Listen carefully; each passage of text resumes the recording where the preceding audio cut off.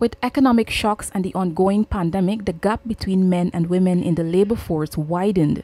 This is according to Dr. Dianna Glasgow, who made a presentation during a discussion facilitated by the Women and Gender Equality Commission.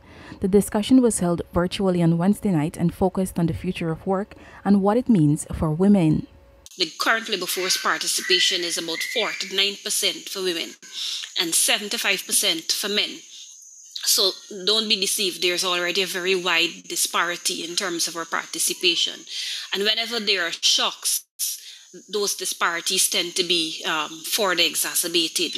According to the World Economic Forum, men stand to gain 1 job for every 3 jobs lost to technology, while women are expected to gain 1 job for every 5 or more jobs lost. To counter this, though, policymakers and the business community must encourage more women and girls to get involved in the STEM field. Science and technology jobs are likely to be more male-dominated. So it means women are going to be further displaced.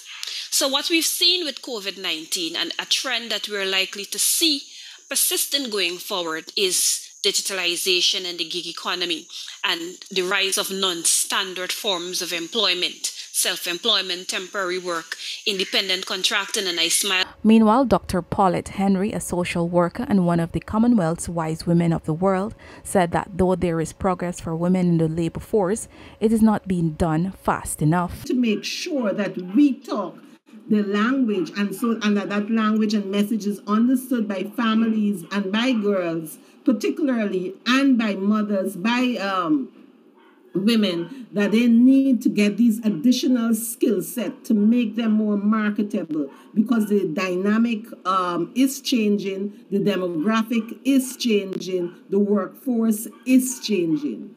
We also need to make sure that there are quality jobs in the care, education, and health sectors so that they can be better benefits and provide economic stability. According to Dr. Henry, more than 11% of the women in the Organization for Economic Cooperation and Development, OECD countries, tend to perform routine jobs which are at risk of being replaced by technology. Dr. Henry said this means that 180 million women are at risk of being replaced. It was further revealed that women in the labor force will further be affected in Guyana with the country's development and the demand that is going to come with the oil and gas sector. It is also anticipated that the changes in the agriculture sector will also see more men dominating. But importantly, there has been an upsurge in women undertaking entrepreneurial opportunities. According to Aniji Lambert, an entrepreneur and researcher, there has also been an increase in women-owned businesses in Guyana. Reporting for the newsroom, I am Isanella Patoir.